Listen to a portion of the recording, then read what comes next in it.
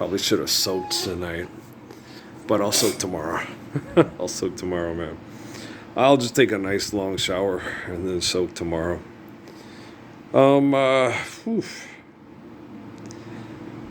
You know, when you sit there and they interview military people, you know, especially people that are career, that their family's done it, they've done it for hundreds of years, you know.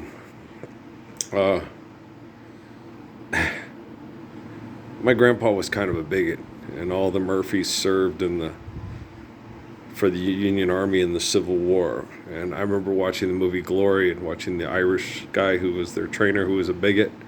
I said to myself, shit, that's probably one of my great grandpas. Because I'm pragmatic and I'm objective. I'm honest about people in my family and my life, right?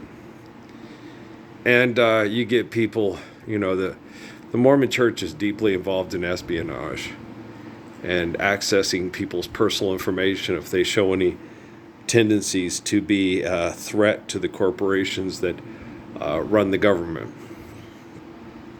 And, you know, my family was involved in some of the Jim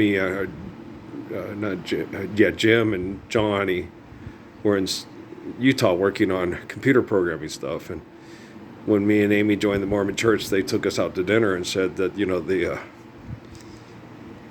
one of the people in their church thing ripped them off and took Johnny's program, made lots of money off of it. So it's like your family worked with the people that spy on you and abuse you. It's like, yeah, I understand that. You know, you do know that Caiaphas and Herod were cousins of Lord Jesus, right? You do know that Saul was a relative of David and through the mother's line and stuff like that. And that Jonathan was a good guy and Saul was a dumbass. And you know, so guys, Johnny's not a bad kid. He was just doing what he thought was right. Okay. For America and making sure we have the right surveillance equipment to make sure our borders are not breached and we don't have drug dealers selling fentanyl to our children and shit like that. You know, like on Watching Adam 12 with David Cassidy being Tim, the guy next door, taking the pills, you know, stuff. And we've had this kind of dysfunction, this kind of propaganda for a long time now. All the way since, you know, Prohibition and shit, back in the Roaring 20s and shit.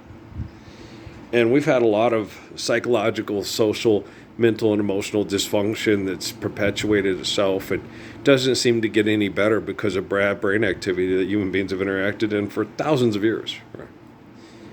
And so I don't take a lot of you seriously because the technology is becoming more intelligent, and I'm more intelligent than you, so I don't have to sit here and watch Diane Flores on TV and say, does that woman know what she's talking about? No, she's a trained consumer, poor baby. She's the dumbest box of rocks. Yeah, everybody in the, you know, on the sports stars of tomorrow, all dumb as box of rocks. Okay? Celebrities, you know, all the people on the NBA today, Malika Andrews, Stephen A. Smith. Stephen A. Smith, listening to that man talk is painful. Okay? It's painful. Well, Shaq and Charles, you know, and Kenny, they were good pro basketball players, okay? But listening to Stephen A. Smith talk, it's like, shut up. Man, you can or you can't. But if you can't, don't talk about it all the time. Shut up.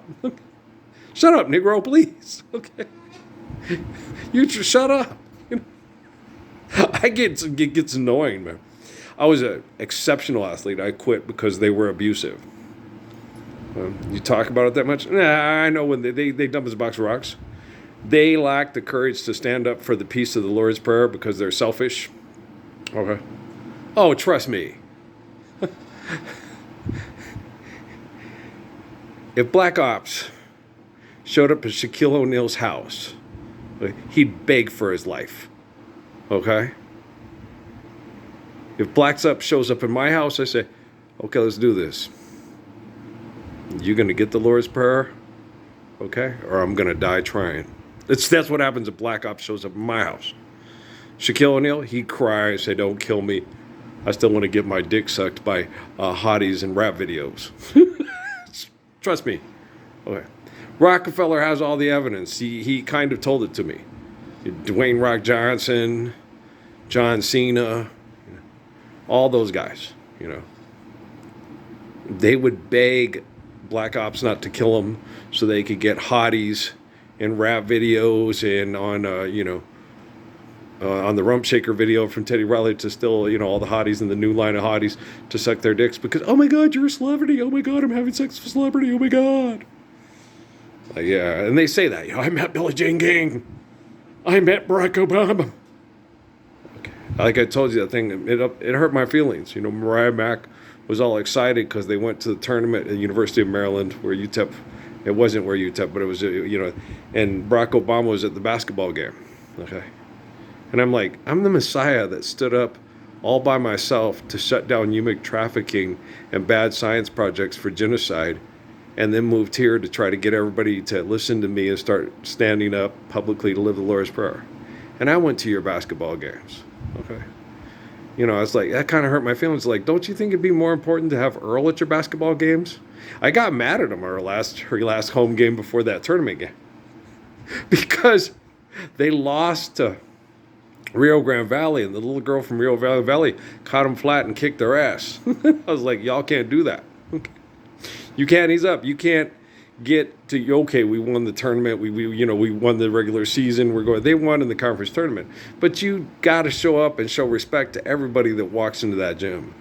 You don't got to bully them. You don't got to be shit. But you got to realize anybody can punch you in the teeth and kick your ass. Like my boy LG said in his rap, who rules the world and who do you believe in when everyone breathing can leave your ass bleeding, right? And I explained that to poor Chris Baldwin, and he's like, well, I was like, oh, that's just stupid. I was like, what are you talking about? Man, if you get high on heroin and you have a gun in your bag and you're too high to realize it because you're paranoid, because you're a drug addict and a schizophrenic, and a 3-year-old walks in and sees your gun and watch too many bad TV shows, he can pick up the gun and play Cowboys and Indians with you and pow, and blow your head off. And Chris said, if anybody's that stupid to do that, I was like, dude, you were a heroin addict. You were that stupid to do that.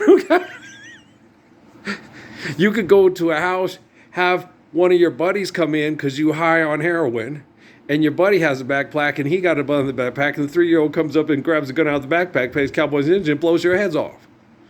Yeah, people are that stupid to do that. Okay, do you understand? There's dummies that could do that every day. And people will front, and that's the whole thing. I was in there talking to Hester and his people privately in the shed, trying to get them to understand better, and they're all like, you paid his court fees so he didn't get sent to jail, and a week later he tried to get you fired because he attacked your religious beliefs and you kicked his ass with his, and then he tried to go into the manager to try to get you fired. Ruby, you paid her bills 3 times and she got you fired. I was like, I know. You stopped them from getting their electricities turned off. Okay, I know. Okay. That's not lost on me. You guys all video recorded it. I was the one who did it. Okay. I didn't sit there, you bitch, you whore, you stupid fucking drug addict. I didn't do that. I just do right by people. If they don't do right by me, I let military intel collect all the evidence and go on the UFL and go, Parsons will never win. I ain't winning. I submit to the Lord's Prayer, and nobody loses and nobody wins. We all live peace, and then there's no fighting for winners and losers to get cashed out so you can get a bag of money to fuck the bitch. It's not hard. Okay? And those people, that one kid that got up, oh, my relatives were all this and this. How do you know that's not the grandson of the lady that walked up to my mom in San Antonio and said, are you a rebel or a Yankee? And my mom said, my grandpa's name is Philip Sheridan Murphy, and they all fought for the human army to free the slaves. You're a goddamn Yankee. And they called her a nigger lover and a spick lover and tried to make her life miserable. So my mom jumped into the pool and kicked their ass in the pool. And then when the crazy, excessive lesbian coach tried to get her to the Olympics, my mom quit because she didn't want her eyeballs to get all red and her hair to fall out from the chlorine.